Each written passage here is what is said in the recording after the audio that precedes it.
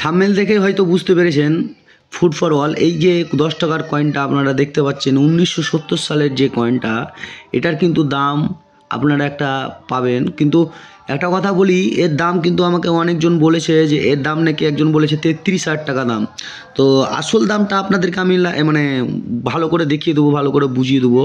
তো মিন্টের ব্যাপারটা আমি আপনাদেরকে বলে দেবো। তো 1970 সালের এই কয়েনটা আপনাদেরকে বলে দিই, কিন্তু ভালো করে একবার শুনে নেবেন। এটা কিন্তু সিলভার 80% সিলভার আছে, আপনাদেরকে বারবার বলে দিচ্ছি কিন্তু। আর ওয়েটটা হবে আপনার 15 গ্রাম, আর সাইজ হবে 34 সাইজ। এটা কিন্তু বড় কয়েন 10 টাকার। এই কয়েনটা কিন্তু 10 টাকার বড় কয়েন, সেফ কিন্তু সার্কুলার।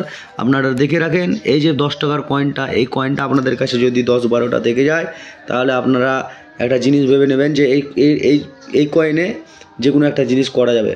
তো আপনাদের কাছে এই কয়েনগুলো এখনও বর্তমানে আছে, অনেকজনের কাছেই আছে। তো আপনারা রাখতে শিখেন, এসব কয়েনগুলোর দাম কিন্তু আস্তে আস্তে বেড়েই যাচ্ছে।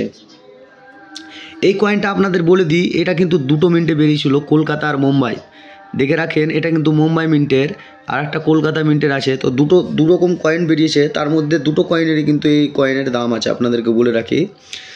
কলকাতা মুম্বাই দুটো মিন্টেরই কিন্তু এই কয়েনের দাম আছে। যদি আপনাদের কাছে থাকে তো অবশ্যই আমাকে কমেন্ট করে জানাবেন, কোথায় কিভাবে বিক্রি করতে হয় সব কিছু আপনাদেরকে বলে দেবো।